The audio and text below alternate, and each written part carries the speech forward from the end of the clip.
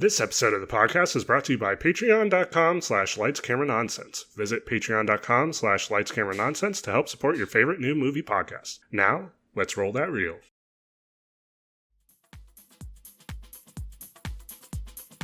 I just gotta shake up the cobwebs. Just gotta do the roller thing. Hold on. This is all important. We're recording this on purpose. Is this elementary school gym now?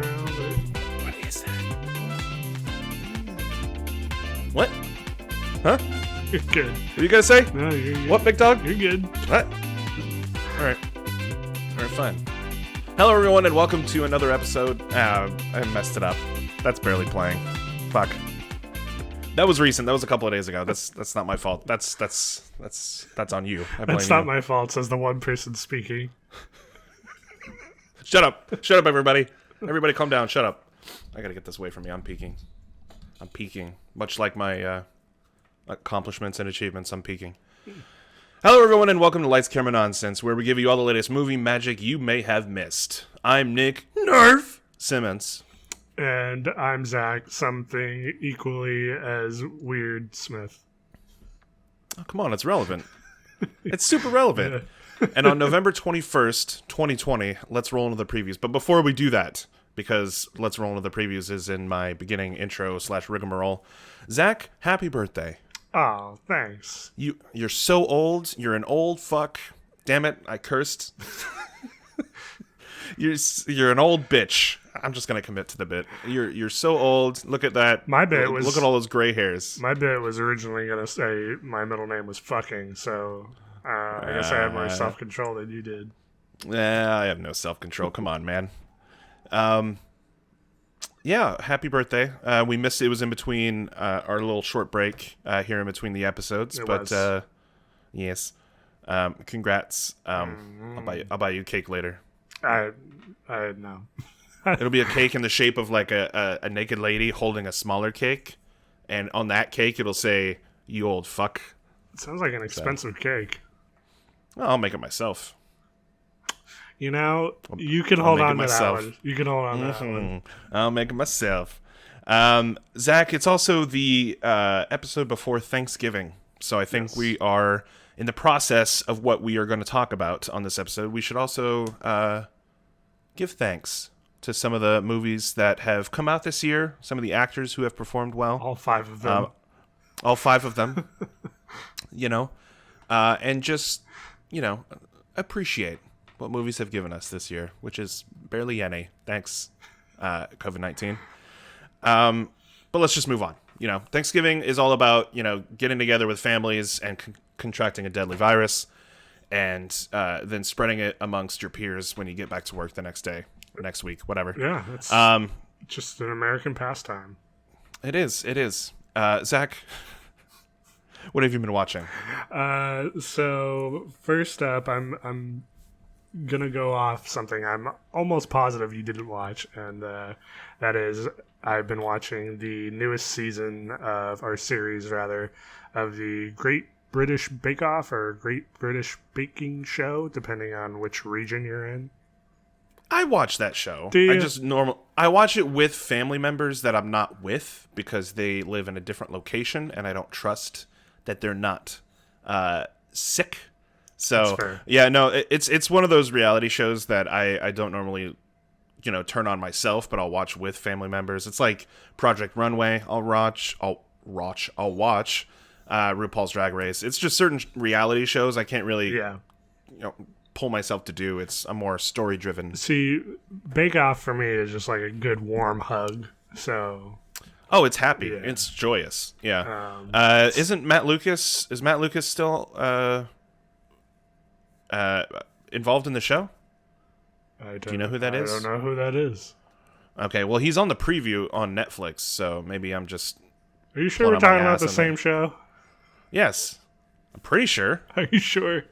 Yes. I'm going to look it up right now, but you go ahead and talk about how much you enjoy that show. Oh, no, that was it. That was why I was starting with it. It's... On your marks, get set, hey! Yeah.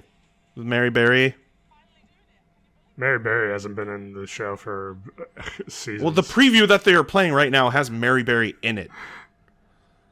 And Doc Hollywood, or whatever the fuck his name is, Paul Hollywood. Hollywood, Doc Hollywood. I don't know, same thing. When you have Hollywood as your last name, man. Noel Fielding. Who else? He's like in the preview. I'm gonna show you a picture. Keep going. You need to. You were the worst at vamping. I never pretended to be anything but. Oh wait, maybe he's a celebrity chef, like they did a celebrity series. I think they did do that at one point, so that might be what you're thinking of. Yeah, that person's not a thing as far as I'm aware of in just normal Bake Off. But yeah, that's a fun show. Good wholesome times. Anyway, moving on. I'm sure you watched this as well. I watched the first 4 episodes of The Mandalorian season 2.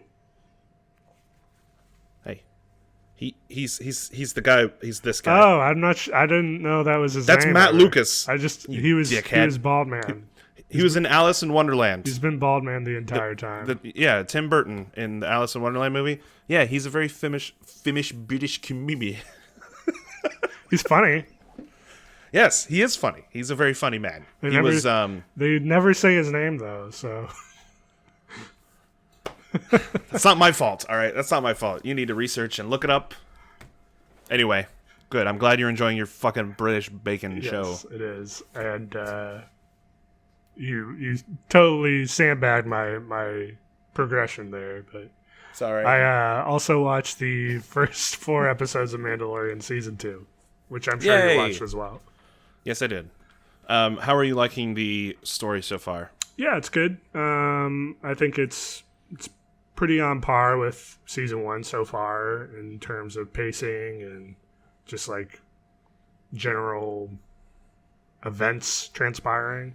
I think as far as the story so far, it's definitely ramped up a lot quicker with the season 2 premiere being as I wouldn't say epic, but it's definitely on a grander scale than, say, the first season, the way it started out. I feel like with this new season, they definitely have a new direction, and they have a set plan in motion. Yes. Yeah. Of where they want to go, especially with the most recent episode 4, definitely alluding to characters that have been in Star Wars lore that may or may not have been canonized that they're bringing back. Oh, they've done that since the first episode too. You know, like this entire season has had cameos from outside of the technical canon, I guess, from like your Legends series and whatnot from the books. You know, you have Cobb Vanth in episode 1, and it's like, did you ever expect to see Cobb Vanth in a film-sized production of Star Wars? I think Dave Filoni, who helped create Clone Wars and helped oversee that and Rebels, and just is overall like kind of the Star Wars TV Kevin Feige, when you want to, I guess, put a title on him. But he definitely has the fandom behind him when it comes to like knowledge based around the entire like Star Wars universe. So he's like, let's pull this character. You know what? Because I guarantee you there is a Star Wars fan out there who's like, I love Cobb Vanth and that one book he was in. Let's put him in the show. And it's both a people who don't know him are like, hey, that's cool. That character is Timothy Olyphant. I like that actor, or I like that character.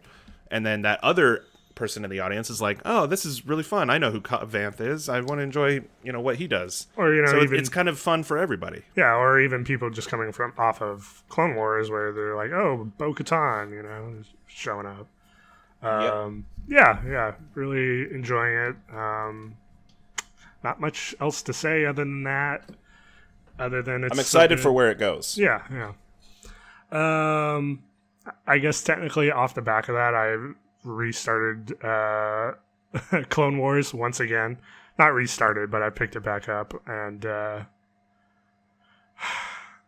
yeah. I think knowing how much you need to know for Mandalorian, I don't know if that's the main reason why you're doing it. I came off of I think it was episode 3. I came off of, and it was like I want more Star Wars. So I was like, I'll pick up Clone Wars again, and I know we've talked about it several times, but the pacing on that show is so fucking wild, and especially in season 5, they start doing this thing where it's like 4-episode arcs, and it's like 5 of them within a season or something like that.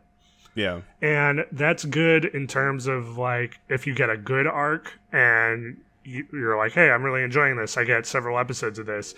It's really shitty if you get a bad arc and you're like, I have to get through 4 fucking episodes of this. Whereas otherwise, if it was just like an episode or 2, you'd be done with it, in 40 minutes max. Yeah. I dropped off at Ahsoka helping out on Onderon, which I really did not like. It was just boring. Onderon? Yeah, with Trying to remember. Saw Gerrera and his sister. Oh, yeah. But I mean, at least it's not a 5-episode arc of R2-D2 and like a talking flea. So I have the R2 one in season 5 coming up, and just kind of looking at it, I'm like, Yeah. this is gonna be a long one. But it's weird because coming off of the one before it, which is like the Padawan arc, which is like sometimes steers into Muppet Babies territory, but it's still like fun, and they have some like cool, interesting like lore. Hey, Muppet stuff. Babies is fun. Yeah. Muppet Babies is a fantastic show. Yeah, I don't know. Don't besmirch it. Obviously, I'll finish it at some point, but it's slow going, and it is what it is. I feel like, with my past experience now having, especially we recorded it on this show, just me recapping my experience watching that entire series from beginning to end, in chronological order, no less. But yeah, you went the extra step. You made that I went even the extra harder. step.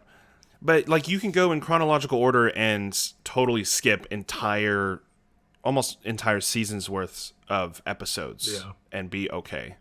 And I feel like, I feel sorry that you're putting yourself through it, but if you're enjoying yourself in the end, by the end of the season, then I mean, ultimately, if I really wanted to like streamline the process, I could just look up like a Reddit, forum about like must watch Clone Wars episodes or whatever. But I fucking hate watch stuff, and on top of that, I'm a completionist. So that's the thing. I need to restart up Rebels, and because there's the story continues in Rebels and definitely ties into the Mandalorian season 2. Yeah. So. But yeah, that's going. I also watched the entirety of Agretzko season 3. Oh, okay. Yeah. How'd you enjoy that? So I'm a big fan of Agretzko. I like the mixture of like the Sanrio art style, character design with like it's Hello Kitty. Yeah, with obviously adult, what's like not mental, but some more kind of darker thinking, deeper thinking, I guess, than just like adult problems. Yeah, not adult themes necessarily, but like just life problems. Like, I hate my job type stuff, Yeah. Or when am I going to get married, sort of thing. So generally, I'm a big fan of that. I did like season 3, but I think it is absolutely the weakest of the seasons. And I'm not sure how true this is, but from what I understand, the original writer for the show said he was tapped out after season 2. Oh, I want to hear writers say they're tapped out. Well, like in terms of the story, like they had gone where they wanted to go, but then it got picked up for another season, and from what I understand, it's already renewed for season 4 as well. So we're kind of getting that in that territory of like we're just kind of hanging on to this because it's it's a success essentially. Yeah. Which presents problems, and that's not to say like season 3 is bad by any stretch, but it first delves into much darker stuff. There's kind of like this whole idol backstory that Retsuko is like gets sucked into the idol world. And if you know anything about the, idols in Japan, that has its own kind of seedy underbelly. It never goes quite as far as, what actually happens. But there's definitely some like stalker stuff in there as well. And they make a decision at the end of the season that I'm not a huge fan of. And it pertains to the relationship Retsuko has with another character. So I don't want to go too far into it, just in case you're really interested and you don't want to get spoiled. But Right. yeah, I honestly wouldn't be. I'll watch another season because again, I enjoy it, but I wouldn't be sad if they had decided to end it here because I'm starting to see a little bit of a quality decline in terms of like we're just keeping the story going for views sake. Starting to see the edges of the fishbowl there. Starting to finally see the end. But it's still funny, ultimately. So yeah, you can still enjoy it. And again, the episodes are like the last two seasons, like 14 minutes long. So yeah, you can blaze through that season in like 2 hours or so. Nice. So it's easily digestible that way. I can always appreciate a show like that. Yeah, for sure. You never really expect it because it's like you watch an episode and you're like, wait, that was only like 11 minutes long. But then once you if you enjoy that show, you're like, I'm gonna easily digest this whole season. Right, you just keep going. Yeah. So there's that, and then I also watched. I don't know if you're familiar with Auntie Donna.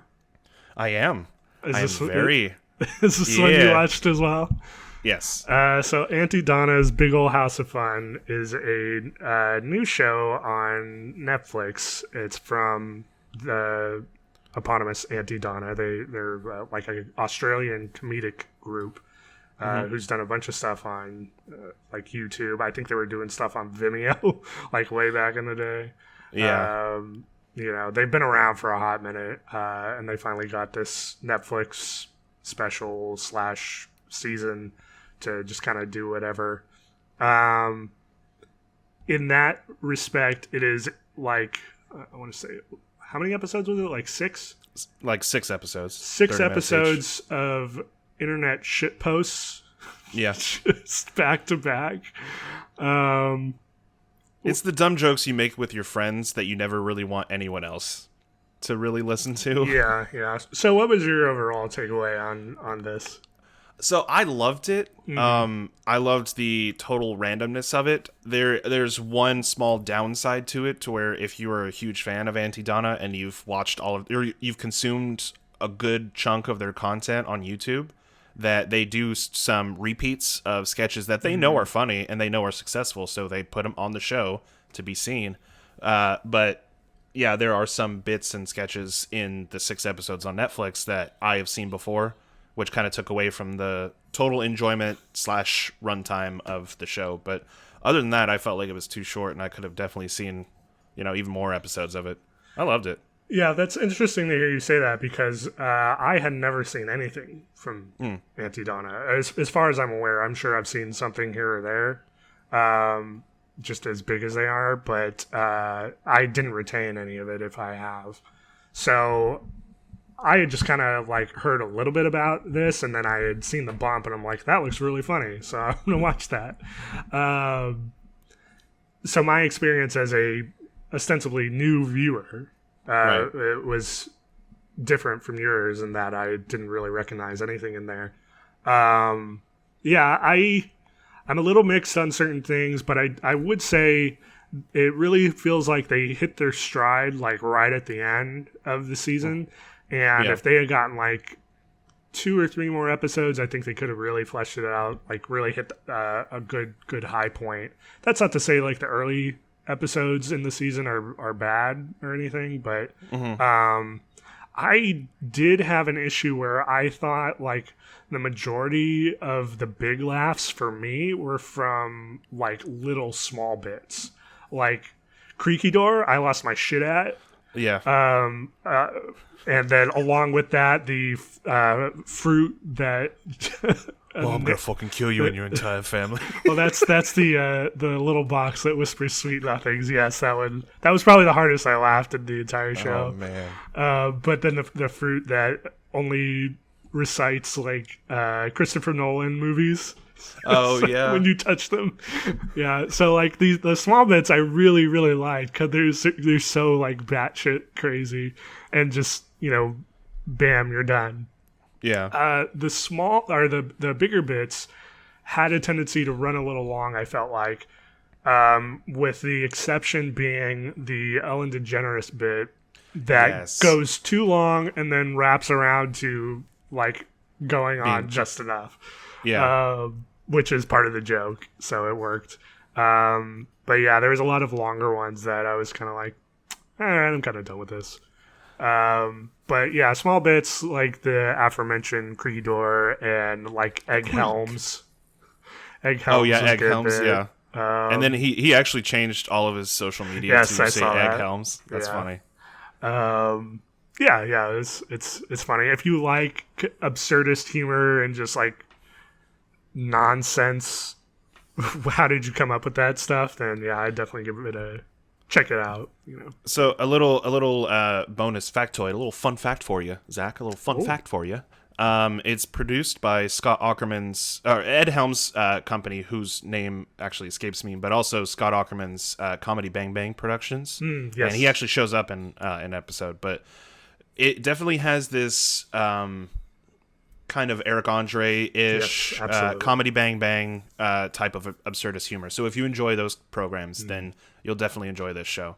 And Definitely. if you watch an episode, if you watch the whole series and you're like, oh my gosh, that wasn't enough, they do have a YouTube channel under the name Auntie Donna, and they have way more sketches on that, and you're in for a good time. So Yeah, for sure.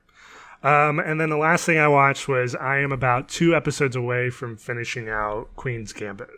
Oh, cool. Yay. I did recommend this to our friend group, I believe. I don't know if I did. But you are not only the only person. There's also Dee over on Barely Playing when we do that series. She's actually also watching it. And I finished it 2 days after it came out.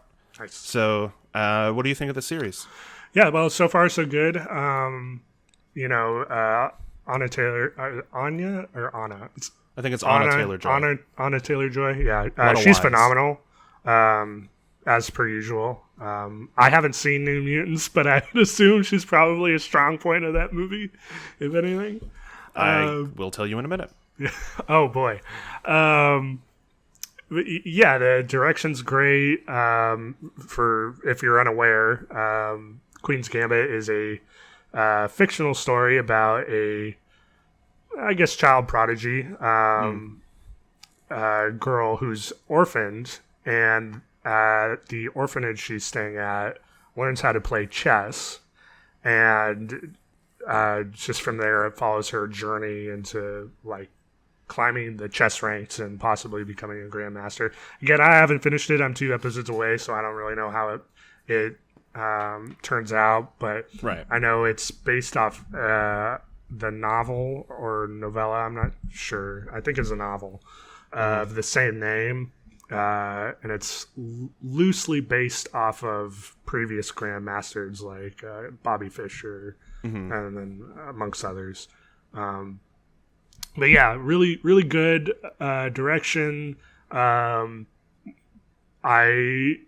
can't remember any other time where I've been watching a film chess match in which I have a pit in my stomach the entire time. Right? It gives you this sense of like, do I feel smarter watching these people Yes. play chess? And Or I'm do like, I- I'm trying to figure out the moves. I'm like, oh no, she shouldn't put her knight there. It's like, oh no, she's fine. She knows It's what she's either doing. that or do I feel dumber because Yeah. I have no idea what's going on. Because they say the moves, it's like knight Yes. to rook 6. I'm like, I don't know where the fuck that is, but I assume there's tension there. So. Oh, we're naming squares now, huh?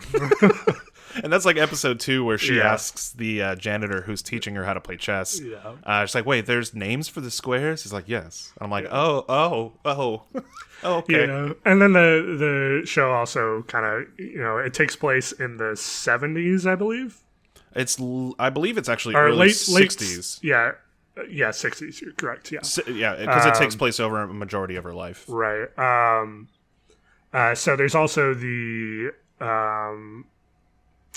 not idea, but there's the fact that chess as a sport in that time did not really have women, you know, in the spotlight for the sport. You know, there's a scene early on when she's at her first competition where they intentionally pair the two women who have signed up for the tournament together. Right. So no matter what, there's only one left, and then they, you know, figure like, oh, it's a woman, we're gonna knock her out, you know, no problem, and then that does not happen. So there's a feminist undertone as well going on. Maybe not undertone. It's straight up there. They're not subtle about it, but yeah, very good. I don't know if you have anything to add. I was just going to to the say fact that you finished it. Yeah, I was just going to say that the tension is there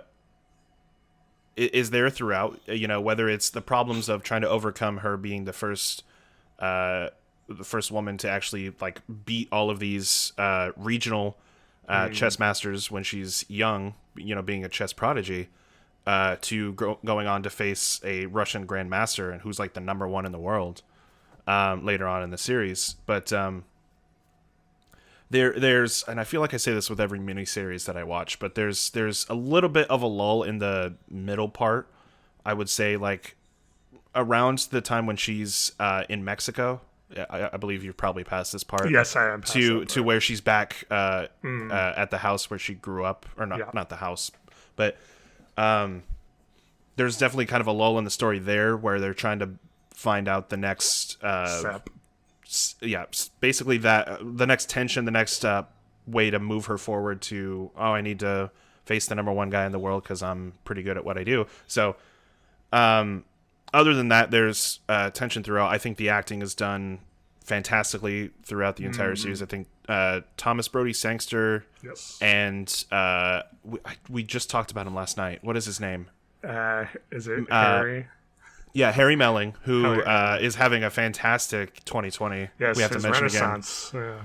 Dudley, man, good on you, because he was in The Old Guard and his Dark Materials last year, and then he was also in The Devil All the Time earlier with Tom Holland. Yeah. He's great in it as well. Yeah, and it's so like. I haven't seen Devil All the Time, but just going off of The Old Guard, he plays someone completely different here. So yeah, you got kind of quite a wide range in terms of characterization for him. He can do accents pretty well, and so can Anya Taylor-Joy. I can attest to that with one of the movies that I watched. But great set design, great. I don't know. It's hard filming a movie taking place in the early 60s, late 50s to the late 60s, and have it look or feel that way. But it definitely feels that way. It almost feels like this was made by David Fincher, but I don't know. Enjoyed it. Give it a watch. Queen's Gambit on Netflix. And I think that was the last thing you watched? Yes, that was it for me. So you were a busy boy. I was busy boy. Busy boy. Well, you knocked out two of the things that I watched, so I hate you. But let's, I guess we could straight pivot from The Queen's Gambit over to the New Mutants, which came out on digital on demand, finally, after having been in theaters for what feels like a century. Is this the Duke Nukem of movies? This is, I would say that... or is that Gambit? Well, Gambit, I think, is just straight up gone. Gambit is, well, it was never released or... it was always in production hell kind of thing. Like, I think it's still technically in production hell. I'm Charming Tate Man. I'm going to, I was a stripper, now I'm an actor, and now I'm not acting in anything anymore. Have you seen a Channing Tatum movie recently? What was the last movie he was in? Look that up for me. So the movie that I watched was The New Mutants, starring Anya Taylor-Joy, Arya from Game of Thrones, whose name is escaping me. I'm sorry. Shoot. Yeah. What's Arya's actress's name? Maisie Williams. Maisie Williams, thank you. Thank you. As well as Charlie from Stranger Things, and not Alexa Vega. Oh my gosh. A lot of actors that you've seen in other roles, but never as the lead, basically. All of the actors in this movie have... they were all trying to get there. It's basically the final 20th Century Fox X-Men movie before they were eventually bought out by Disney. And moving forward will be Marvel X-Men films. So the last thing that Channing Tatum was in was the second Lego movie, which I completely forgot. Oh, shit. Because that was years ago. 2019. Years ago. It looks like slated he has some part in a movie called Wingman. Another one called America, the Motion Picture, in which he plays George Washington's voice. And a movie in 2021 just called Dog. I wonder what it's about. That's dumb, man. I'm sorry, Channing. Did you also know that he's a Taurus? Like a Ford Taurus? Oh, really? He's a full-blown car? Channing Tatum is a car. He's a transformer. Yeah. That's great. That's good stuff. So he was in G.I. Joe, produced by Michael Bay. Very similar to Transformers. Michael Bay? Yes. Fuck him. Why? What happened? We didn't get a chance to talk about it, but he's bankrolling that fucking pandemic movie or whatever. Oh, yeah. Songbird. We probably won't get to it in the news, but yeah, Songbird is a movie just basically about the COVID-19 pandemic and how it's like 4 years COVID-21, sir? I think it's COVID-23 at that point. It's like already gone through. It's like, hey, let's instead of World War III, let's do World War V. It's like, what? I'll take things in really bad taste for 500 there, Alex. Yeah. That's like making a movie about the assassination of the current president who's still president. Yeah. It's bad. Anyway, New Mutants, directed by Josh Boone and basically made to be a horror film with Z-list X-Men characters. Made to be a horror film the third time? Because wasn't it originally a horror film, and then they switched it to be a little lighter, and then they switched it back? Yeah, I didn't really see anything that could have been like made to be changed so much, as it's genuinely filmed to be like a horror film throughout. That's what it felt like to me. So maybe they did it really well, and their rewrite was successful. Maybe they just threw out the rewrite and then... So, back to the original. If you don't consider it to be an X-Men movie at all, it's not dog shit. It's not a terrible movie. It's like that was a movie. Because I literally, that's what I said out loud when I finished watching the movie. I was just This was the movie that in the credits they spelled the original comics creator's name wrong, yes. Right? Yeah. That's unfortunate. But I mean, there are so many things wrong with the production behind this film that it's just had the worst luck ever. So if you detach it from all sense of reality and context, it's fine. Yes. Like most horror films, yes. I would say that if you're a comic book fan, you're probably not going to enjoy it. But I would say if you're a average moviegoer who has nothing in between the ears, then yeah, you'll have a pretty good time. It's such a weird, if you're a dumbass fucking moron, I think you're gonna enjoy this movie. I'm sorry.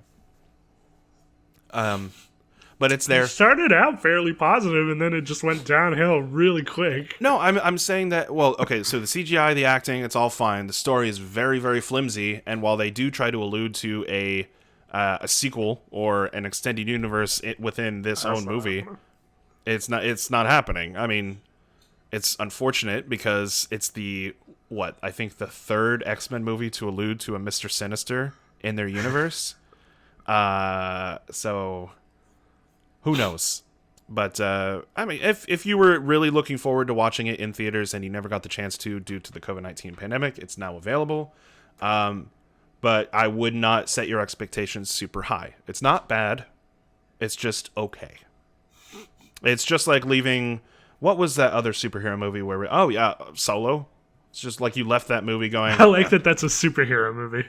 No, I meant superhero. I meant like popcorn movie, like a pop culture movie where everyone was really looking forward to it, and then you left it and you're like, oh, that was all right. Everything you're saying is, at least for me, is completely wrong. I was not looking forward to that movie. It was the most milquetoast, boring Star Wars thing that you could have come up with. There's a creature that shows up in New Mutants that actually like not freaked me out like scary, but was genuinely terrifying. It was like these Slenderman type of looking creatures with like really big like mouths and stuff, and then they had like really sharp teeth and everything, and they were creepy. And they are like the delusions of one of the characters. Anya Taylor-Joy has like a fucking medieval sword that she can pull out out of nowhere and everything. Yeah, sure. Do they say, just out of curiosity, do they say their team names ever?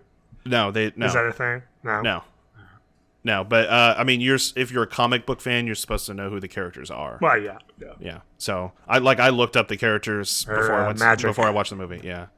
And then there's a giant magical bear. So if you like bears, it's in this movie.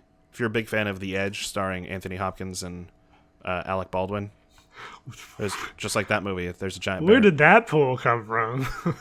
It's a bear movie. It's literally two men trying to escape from a bear. You could have said, shit. Tell me another bear movie other than Paddington. What's the least deserving Leonardo DiCaprio movie that won The Revenant? Oscar? The Revenant? Yeah. But that was one scene. The Edge is the entire movie. Yeah, but literally that's the only thing anyone ever remembers or knows about The Revenant. I mean, I enjoy the movie. I don't know. Least deserving? Come on. Out of all the rest, yes. He was nominated for an Academy Award for Django Unchained. Yeah, he should have won that. He should have, yeah. And Once Upon a Time in Hollywood, wasn't he? Or was it just Brad Pitt? I think it was just Brad Pitt was nominated. That was just Brad Pitt, yeah. Anyway, for that flamethrower scene alone, I would have given him the Academy Award. But you could read the novelization of Once Upon a Time in Hollywood. Have you seen that? Oh, really, Barnes? Oh, really, Noble? Quentin Tarantino is writing it himself. All right. Well, New Mutants, digitally available everywhere. The next movie that I watched, I clicked away from my script here. Well, that was rather silly, wasn't it? It's not my fault. It's my phone trying to go. That should be your middle name, Nick Silly Simmons. So I've also been watching. I've actually basically almost finished the entire series of Seven Deadly Sins on Netflix as well. The anime. Yes, the anime Seven Deadly Sins. It is an average medieval fantasy series. So like it's like any other shonen anime. If you've watched Dragon Ball Z, if you watch Naruto, if you watch One Piece, if you watch Bleach, it's got all of those elements. It's got all of the tropes of this main character and he's super powered and he gets more powered with every new season. And there's the love interest and then there's the teammates, including the evil best friends, like that kind of stuff. You kind of get everything you want to get from that series from the first season. But if you really enjoy the series, I ended up getting hooked on it. You can continue watching it, even though season 2 is only 4 episodes, and I'm this close to finishing season 4. I'm like just a couple episodes away, and they introduce a new team or like an evil doppelganger kind of version of the team in season 3, and they've been fighting them for all of season 3, and then season 4 happens, and then all of a sudden, like half of the evil guys have a change of heart, and so they decide not to fight anymore, and you're like, okay, well then I guess. Oh, and that other one's in a coma, and so there's really only like 3 of them left. It's all kind of like, all right. It's stereotypical, shonen anime. Yeah, it's not anything to go, hi there. Hello there. Is that what you do with anime that you like? Yeah. Oh, hi. Hi, hello. Good morning. You do that to your Beastars poster in your bedroom? Oh, whoa. There's a reason the camera points this way, all right? That's the reason I don't point it in the other direction, all right? It's hanging above my bed, and... Anyway, so I've been watching that, Queen's Gambit, Annie Donna, New Mutants, and then I started watching Grey's Anatomy, Zach. I've been watching Grey's Anatomy. Ugh. I don't know why I'm watching Grey's Anatomy. I mean, if you're entertained by it, that's. I don't know if I am, man. I don't know why I'm hooked on it. Okay, so what's the length of time before you decide whether or not you're going to keep up with it? So here has been the rule of thumb for me, and I'm pretty sure I've covered it on the podcast. I'm pretty sure I've covered it on a different show that we have done, but I have a rule of thumb for 30-minute shows. Animated or anime, I give them 3 episodes before. If I'm not hooked by the end of the 3rd episode, then I drop it. For hour-long or 45-minute long dramas, I give them 1 episode. I give them 1 episode because it is a huge time commitment. Well, just technically that would make more sense. You would give more time to more right units for the shorter thing than you would the longer thing, because the longer thing has more time to prove to you why you should watch it. Exactly. So I usually give that for that. And then for film series, it's the same thing. It's the first movie has to hook me, that kind of thing. Okay, but the reason I'm asking this is Grey's Anatomy is like 20 fucking seasons. Yeah, it's just started season 17. Our mutual friend at D Fielder over on Barely Playing yet again is also watching it, and she's up to date. She's actually watching the latest episodes. Casey watches Grey's Anatomy. Oh, don't tell her. Nick's watching Grey's Anatomy. Fucking you, bitch. Yep. Not her, you. I hate you. She says, wow, that's quite an endeavor. Yeah. So it was either going to be this or Supernatural, and I don't know what I'm doing. We're caught in the... Both of those are long ass. What was this decision? Like, I need something to take part of my life for half a year? It's either going to be this, or it's going to be something else that I've already watched, because I have a backlog of shows I want to rewatch/start. We talked about this a couple of days ago. But in between the Riverdale seasons, I need to have an hour-long show that can fill up my time, that I can laugh at, point at, and how stupid it is, and have no one around me, because this fucking pandemic, we can't have people in our house that we don't know are safe. And so I'm just, laughing at how stupid Izzy is, at Oliver's stupid model antics. So what you're saying is you started watching it ironically. Yes. Now you're watching it unironically.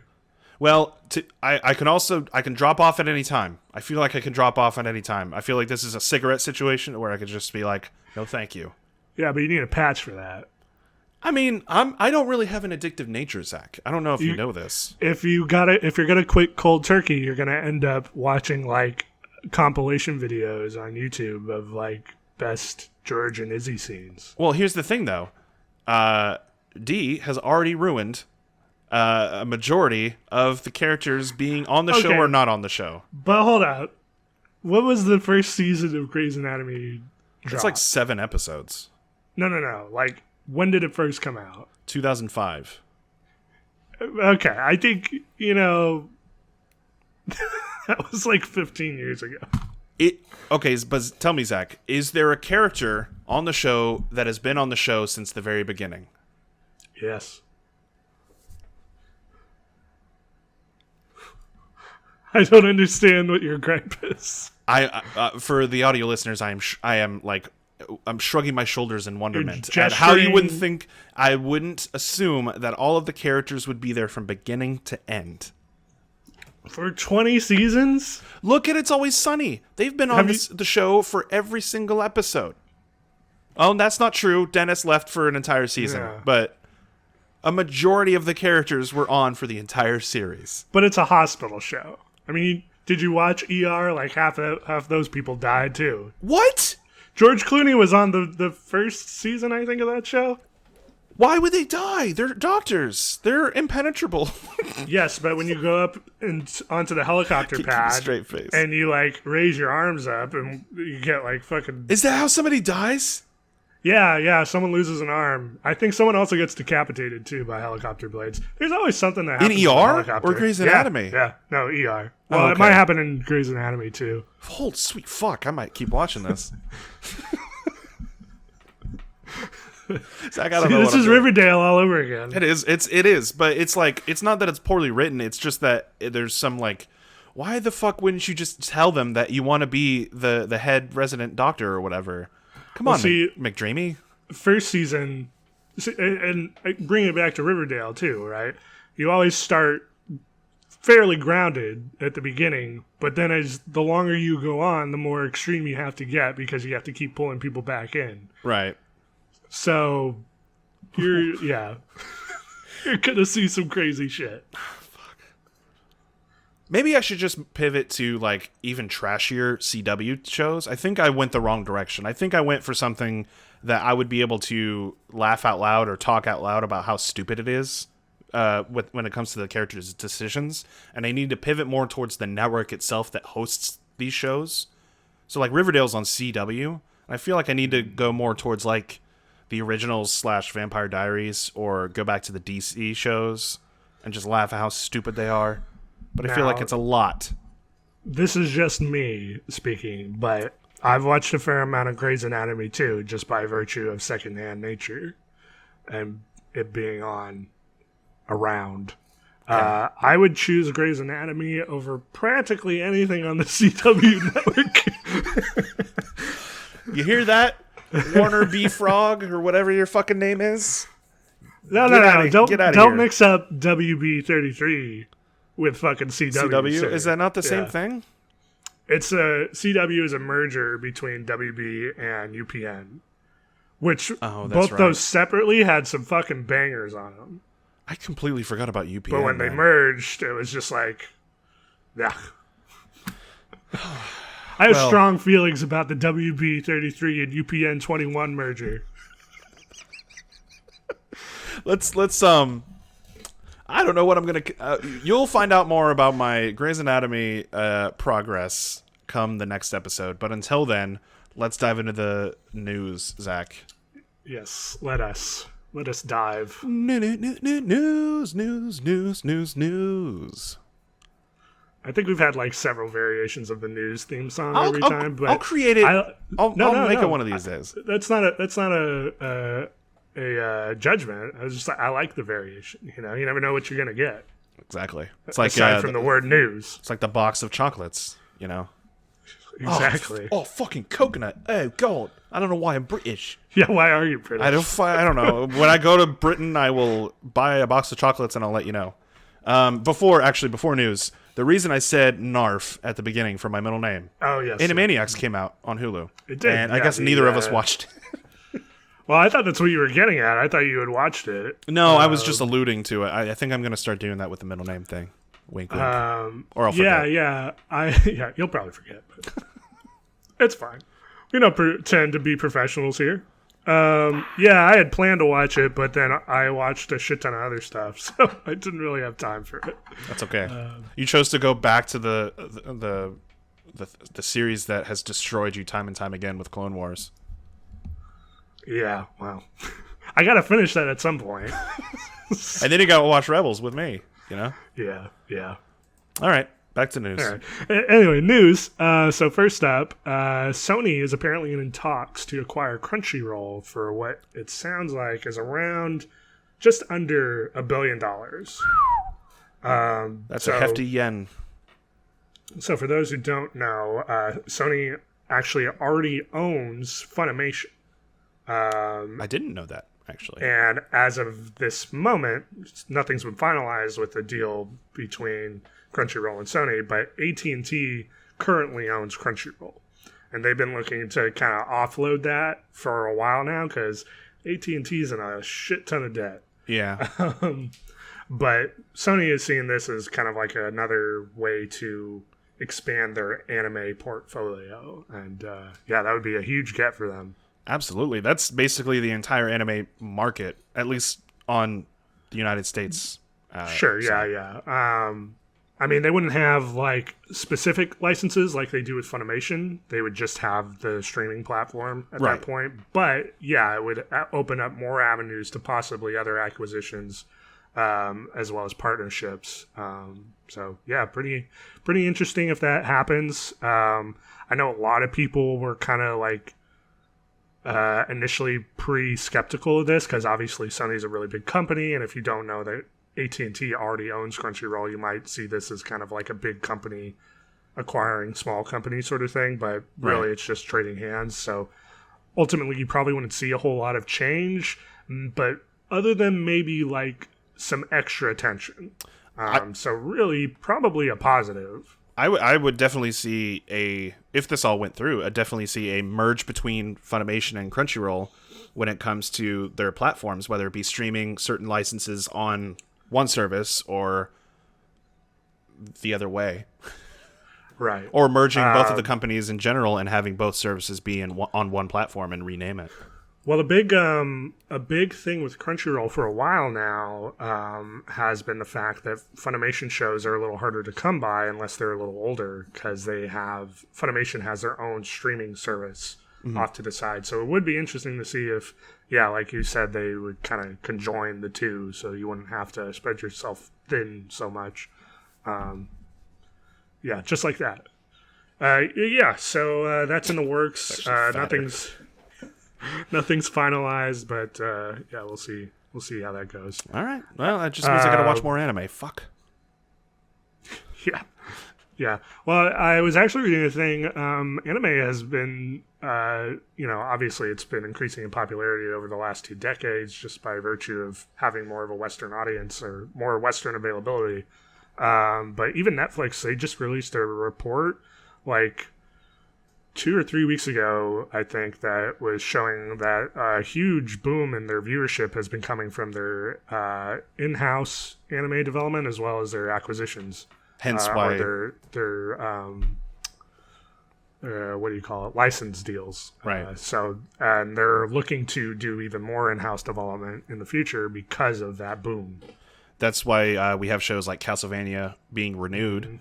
And you're seeing like Dragon's more original Dogma. shows, Yeah. What is Zeus coming around, and you got the Godzilla animes that have been steadily Still need to watch streaming those. out. I've heard mixed things about those, which is why I haven't jumped on them quite yet. I figured I would just refer to your opinion or differ. Yeah. But anyway, moving on. Netflix, speaking of, is raising their monthly subscription prices once again.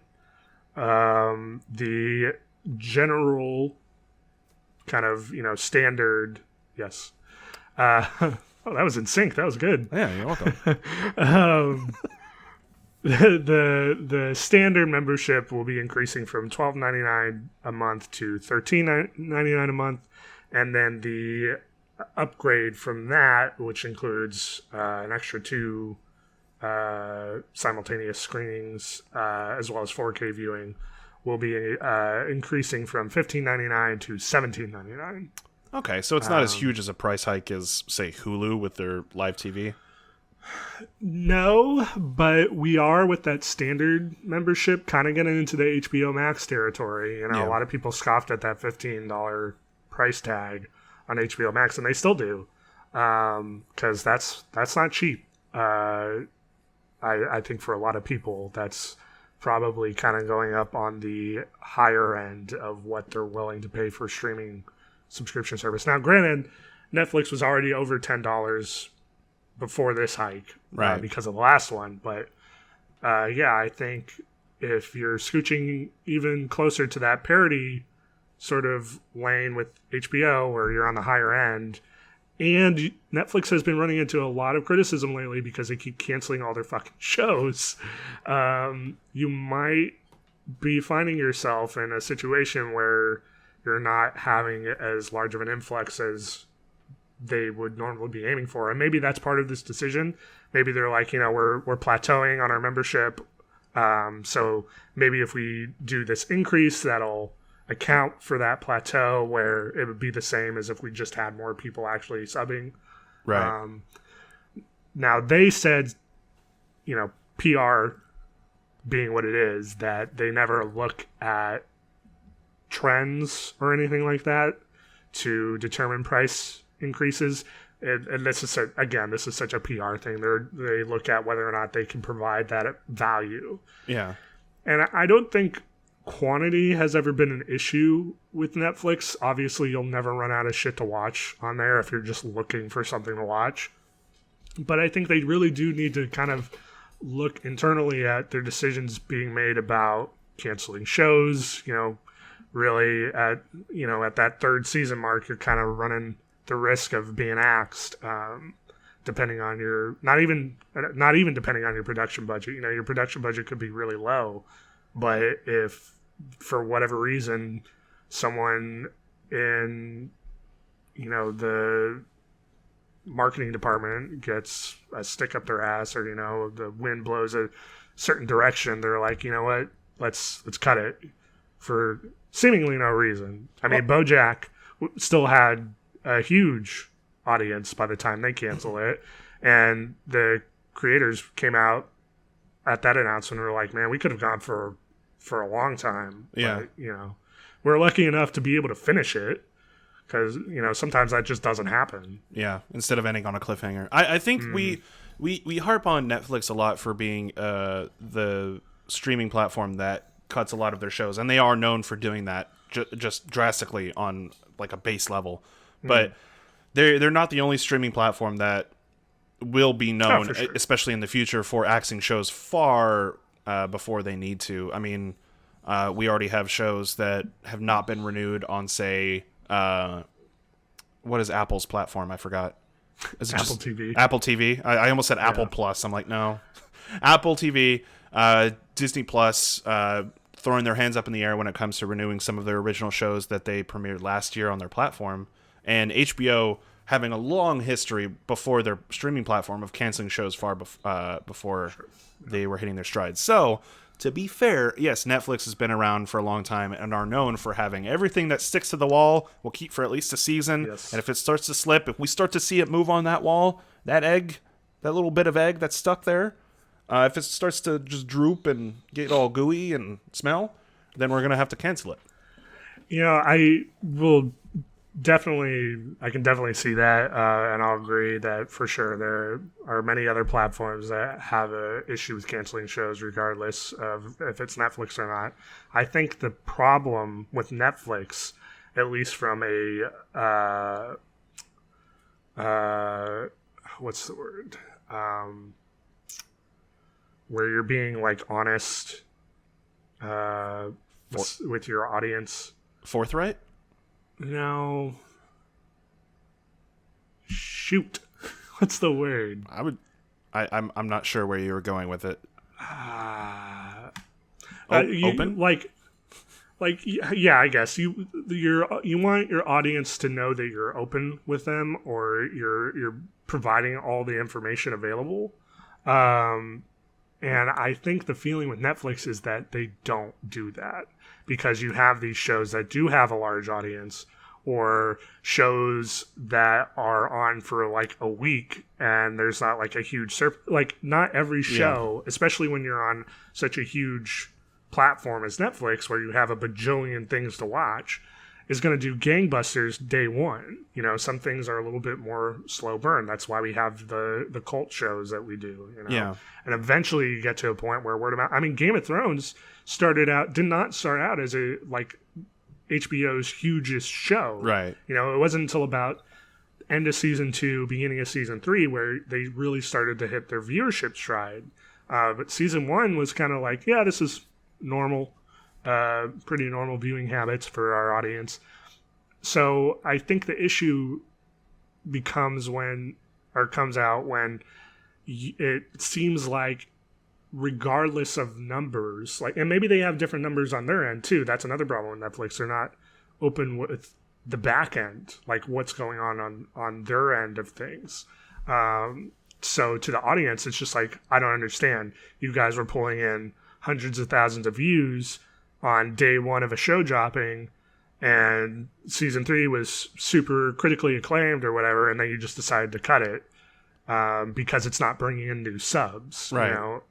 So I think that's something that Netflix is really going to have to look at if it's going to keep on playing the price raising game. Yeah. Even even incremental with $1 or $2 price difference, like. And go ahead. Yeah.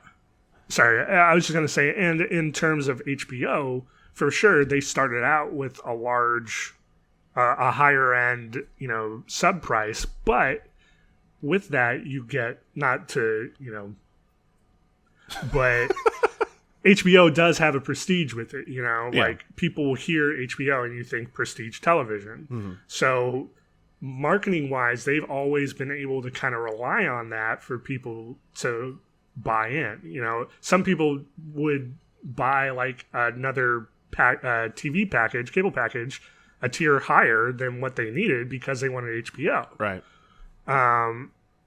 So I think that's it's a long way to say like I think they need to look at their marketing really if they're going to keep on pushing this. I was basically just going to add to all of that Netflix and basically any streaming service needs to look at every single decision that they make when it comes to changing their price or changing their the way that they approve shows, renew shows, cancel shows, all of that. They need to realize that every single decision they make in that company affects very largely on every other department of that company. It's not a simple if we release the sales numbers, is that going to affect which shows we cancel or renew? No, not necessarily, because the numbers that we see are going to be the things that we're looking at, not the way that people react to a show being canceled or renewed. So that being said, audiences opinions will change with the flow of time, as they always do. Because are we really still talking about how The Get Down or the OC needs to be renewed? No. There's a small handful of people, but eventually for sure. There will be a time when there are zero fans left for those shows simply because they've moved on to the next big thing. Humans are fickle creatures, all right? It's true. I'm no longer talking about... I almost said Rick and Morty. Whatever. I'm going to keep watching that show. No one else is talking about Home Improvement because... the show is not continuing with new episodes. The show has ended, and they've moved on. But there is still a nostalgia factor, and that HBO launched with a lot of nostalgia factor when it came to their programming because they didn't have a large retinue of new originals. But what I'm saying they just did the Fresh Prince reunion or whatever, so they're still banking on that. They're still banking on that, and there's still fans for that. But that's also because it's new content, not that they acquired an old license or a license for an old show. But when it comes to how much people are willing to spend for their subscriptions, equaling out to a total cable bill like they did 10 years ago, or not even 10 years ago, longer than that. Fuck, time, man. But when they were younger, like back in the 80s, early 90s, when we didn't have Netflix, when we didn't have HBO Max, we didn't have Disney Plus, all this stuff. But it all adds up. So it all depends on what content you are willing to consume, what content you're willing to put on hold so that you can continue watching and being able to afford your fancy pizzas, you sons of bitches. It's all a mind game, and you have to think about what you want to be able and what you are willing to consume. That's it.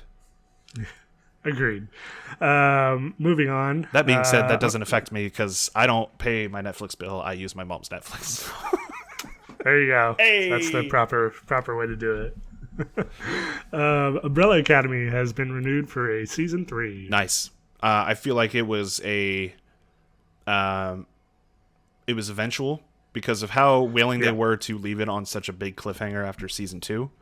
I'm personally excited because this is now uncharted territory for me when it comes to the Umbrella Academy lore, because I read specific graphic novels, but everything that they're going to talk about moving forward is content I haven't read in the comics.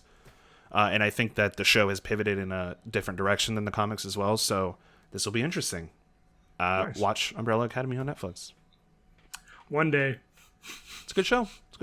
It's the X-Men that you really want. That's a good way to phrase it. WandaVision has been set for a premiere date of January 15th, 2021. Wasted opportunity. Initially, what was the wasted opportunity? That they could have released it in December, like they planned. They're not losing anything. Well, yeah, that's what I was going to say, is that initially they were saying it was going to be dropped before the end of 2020. I think what actually happened, if I'm looking at it from a macro view, is they weren't expecting to be dropping Soul on Disney Plus. They were kind of holding out hope. I forgot about Soul. Yeah. That was still going to be a theater release. So I think what they're doing is they're spacing that out. So you still, again, and Disney does this a lot with their shows. We've seen it before on Disney Plus, where they like to meter out their content drops. They don't like to just throw everything at the wall like we said Netflix does earlier. So I think that's what this stems from, why it got pushed a month out. So I have a question for you, Zach, and I'm pretty sure we may have covered it on the show. With the COVID-19 pandemic and a large majority of Americans, hopefully, still, and from what I've seen, are still staying home and not going to the movie theater. What is the point of spacing something out if you can literally consume all of the content that you are willing to release in a given year? Let's say Disney released all of their content that they were going to release in theaters in the month of December. That's a lot of content. I get it. People are busy with their jobs, working from home or going to their jobs, out in the real world because they have to. Right.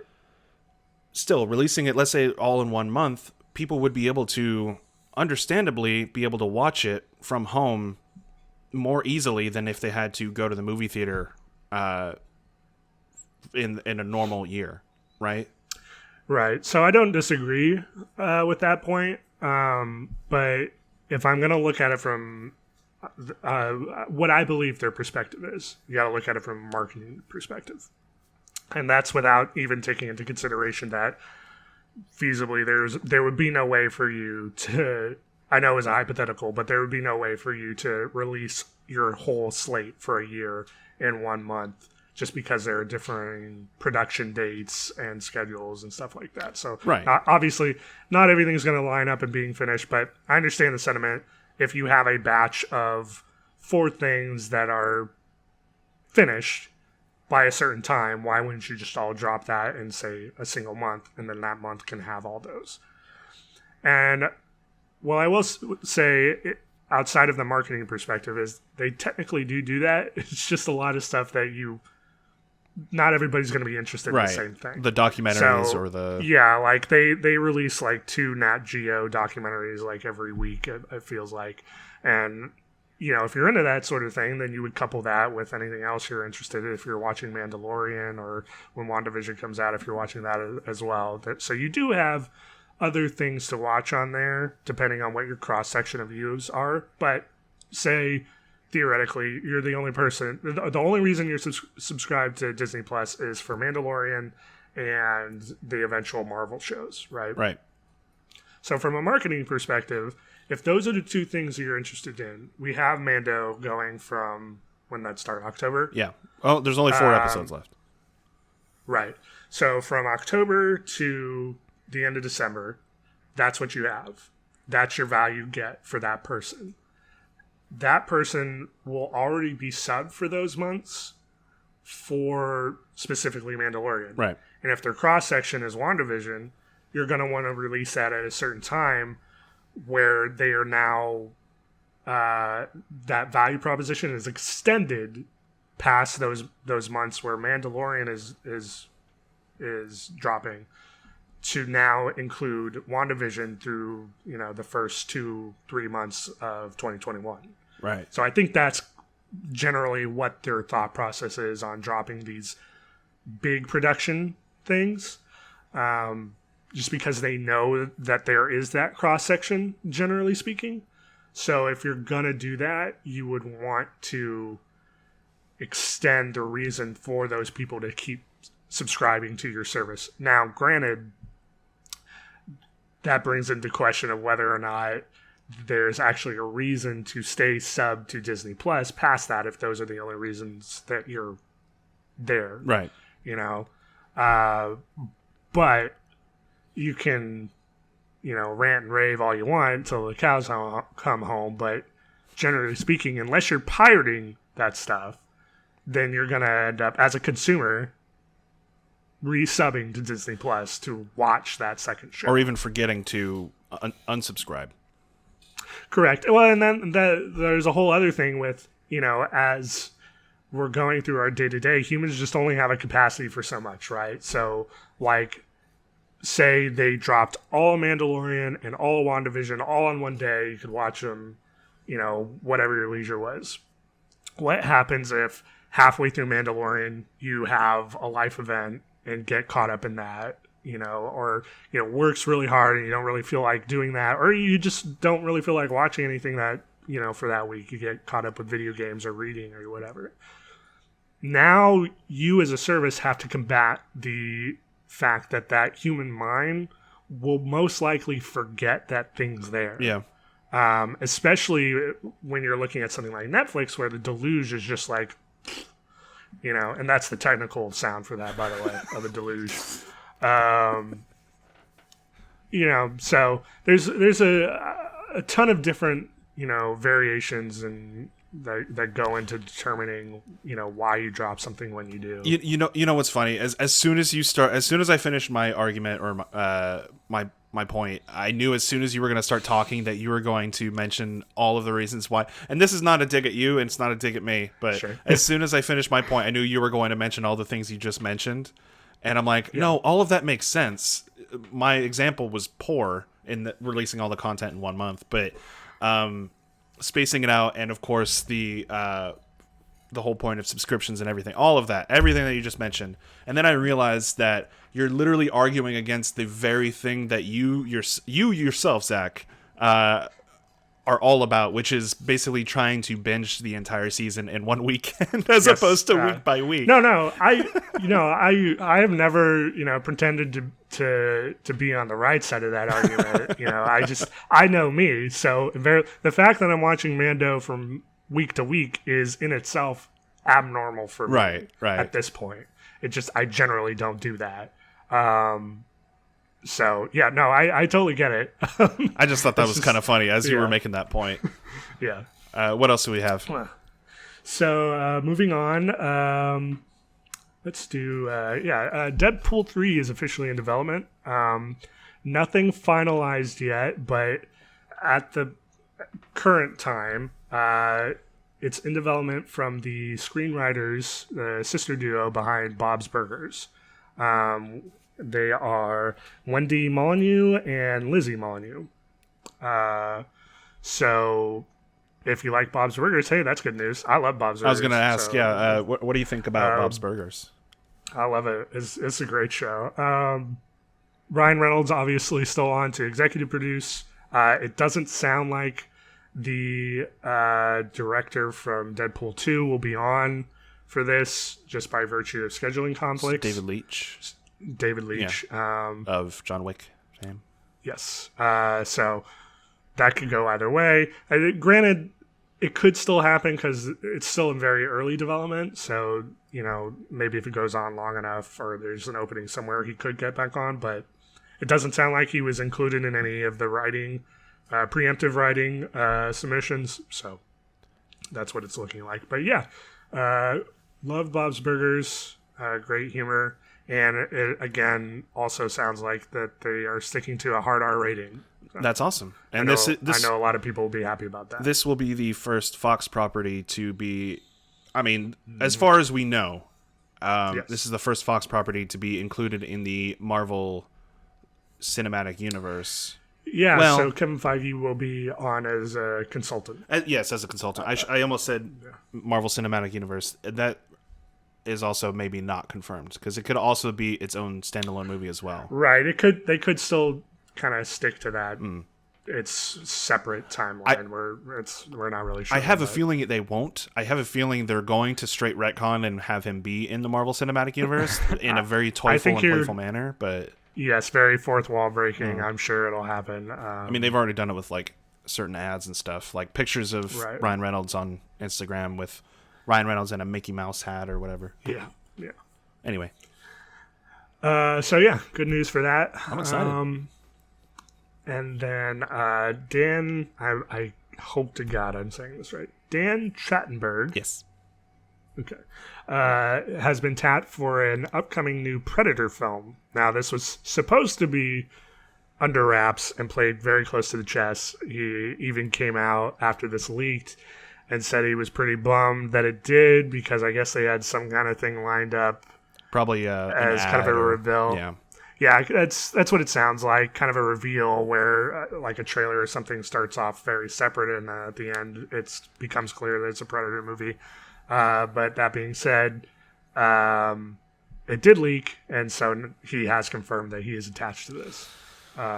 For those unfamiliar, his best claim to fame would probably be Cloverfield Lane, 10 Cloverfield Lane? 10 Cloverfield Lane. He also directed a Portals short film on YouTube, which you can watch now. How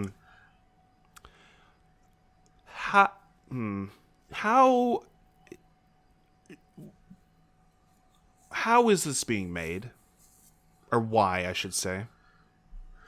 Well, it doesn't sound like it's attached to the Predator from Shane Black in any form. I don't think it would be. Which is, I still feel bad about how all of that movie is the way that it is, considering the pedigree behind Shane Black being both a veteran of the franchise and also a great and fantastic writer and director. I just... even if you go back to Predators, like in 2010, that movie had all the makings of a great movie, but it just ended up being kind of whatever. It was fine. It had some little weird bits, but as far as a bad Predator movie goes, it wasn't the worst. I don't. Not think. Now, no, not when you have the Predator.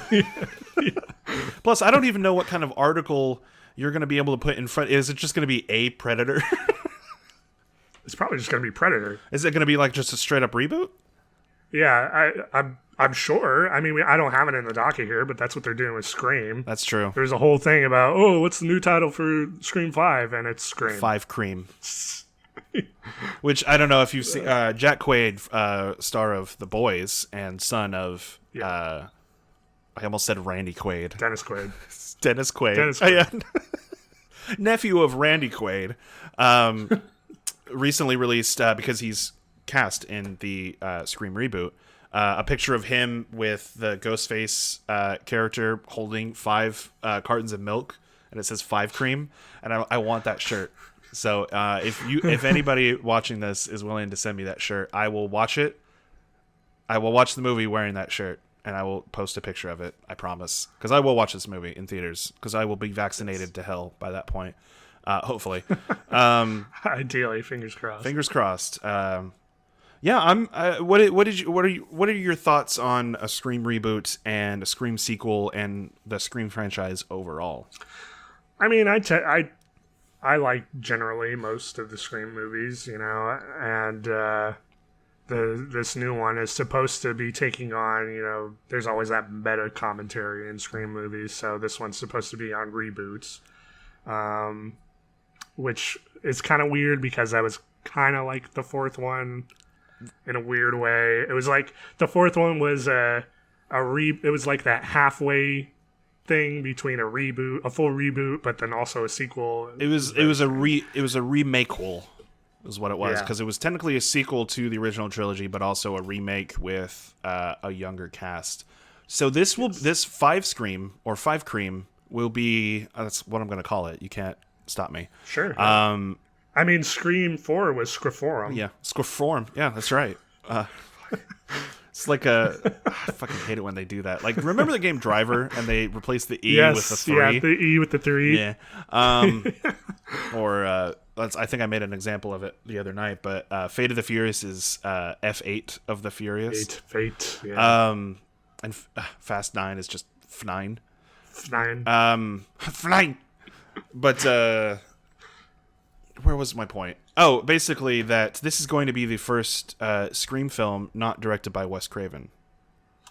Yes. After his passing in 2014. 2014, I believe. Yeah, I believe that's correct. So it will definitely feel different. Do you have the director for 5 Cream?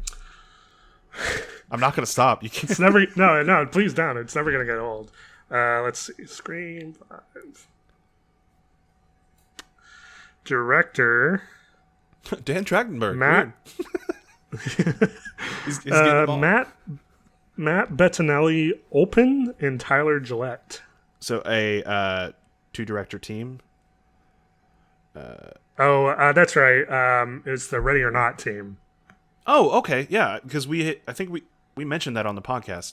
Yeah. Then I'm interested. Of course, I know that I remember coming out of that movie enjoying it. We both reviewed it again on this podcast, so I'm looking forward to it. Do they have a release date yet? Was that the story? No, the story wasn't even a thing because I didn't have it on the docket. That's we just right. Launched into a Scream discussion. I've lost track of reality. So now I'm checked out. Now I'm I gotta sorry, look folks. it up again. I literally I opened the Safari window to look up the director. I said the director, closed it, put my phone down, and you're like, when does that come out again? So now I gotta look it up a second time. Hey, just future reference. If we start talking about a movie, you got to pull that baby up. You got to pull up all the info on it. You're the news guy. Current release date is set for January 14th of 2022. So in 2 months. So a year and 2 months. 2022. Yes, oh, okay, my fault. It was part of. Yeah. It was part of the slate that got pushed from Sony. Yeah. After everything cascaded down. Fun. Yeah. And then last up for news is some Wonder Woman 1984. 1994. I can never get that fucking. I think I've had several instances where I've had a different year at the end of that. 1973. 1962. 1861. Wonder Woman 1984 has now been set for a simultaneous release across theaters and HBO Max on December 25th. So they've been kind of playing chicken with this for a long time now. And I guess at this point they were just like, fuck yeah, it, this is man. them. This is them both giving up, but also not giving up all of it. It's like, hey, you could, you want this box of chocolates with all coconut? All right, well, you can have all of it except for one. I want it, and coconut. Yeah. So it's worth noting that it will not, if you're a big 4K person, it will not be streaming in 4K upon release. So if you want like that high fidelity one, you're gonna have to risk your life, I guess, and go out to a movie theater to watch it. So I guess figure out where your priorities are on that. Yeah. But yeah, they finally were just like, this is not. This is not going the way we want it to. If we release this next year, just drop the fucking thing. If we release this next year, we will have. It's one of those like we will have not released anything tentpole this year. So, okay. I plan on watching it at home, but okay. Yeah, with your history of the franchise, are you excited about watching it on Christmas morn? I will say when I read this, I was more driven to watch the first one finally. Well, there you go. And by extension, suffer through the other ones that I haven't watched. So, Wonder Woman 1984 being released both simultaneously in theaters and HBO Max is going to inspire you to watch all of the DCEU films? The ones I haven't watched, yeah. There you go. Maybe I can. Maybe I'll stop by and we can have some Christmas pud, and then some co-op suffering. Well, I'll get some Jack, and we'll get some eggnog, or like hot chocolate. And those are terrible to mix. All right, but that's like a common mix. Don't people mix Jack and eggnog? I don't think so, and if they do, it sounds disgusting. I would think that But I'm not a big I don't really like, like White Russians or anything like that. I know that's not Jack. But, right. General like dairy in my alcohol. Hey, I'm willing to risk drinking milk and alcohol together with you. That does say a lot. Yeah, I appreciate in order to enjoy these films together. I just want to get drunk and watch Justice League with you, man. That's the plan. So this is the first, I guess, tentpole film to but to drop it both in theaters and on a streaming platform at the same time. So people have been talking about this for literally years about trying to do something like this. This will be I almost want to say this is going to be the first example of it, but technically I'll throw a little asterisk in there, sweet little spank that asterisk. Christmas Chronicles 2 is technically in theaters now and is coming out on Netflix Wednesday. What is this? Christmas Chronicles? Do you not know? It's Kurt Russell, Santa. and he helps two little kids. Oh, okay. Well, they made a sequel Yeah. because Netflix is like, I mean, we got money. We're sticking stuff on walls over here. Cheeto fingers. Oh God, it's melting. Cancel it. My Alexa's reminding me to buy cat litter. But basically, it's not the first movie to. I mean, it will be the first movie to simultaneously Drop. to drop at the same time. Alexa, shut up. Perfect. Smart home, smart devices. So I mean, I'm looking forward to watching it. I feel like I've seen the trailer about a bajillion fucking times in front of stuff. Yeah. So cool. Yeah. Yeah. I think that was it. Yeah. Well, I was just gonna add on to that. Like, yeah, it should be interesting. We've seen the just releasing in theaters and fuck everyone else sort of strategy. We've seen the just drop it on streaming because I don't know what to do sort of strategy, and then we've seen the Milan strategy, which was a whole different thing. Yeah. You know, at this rate, and then you add like trolls onto that. There's like, this is the 6th strategy for them to come up. Well, you with. can't say that they didn't try everything. So Yes. I definitely want to add that a separate story, although it's kind of tied into this. Tenet is being released digitally, I believe December 11th. Can you look? Yeah. It's around that time. It's mid-December. So this will be that first tentpole film that a lot of people were arguing about, having never gotten the chance to see it. Well, now they'll be able to see it. I think it's just digital. It's not on a specific platform. Yes, it's just digital. December 15th. December 15th. Okay. And so that will be a good example of. I wish we could see the numbers.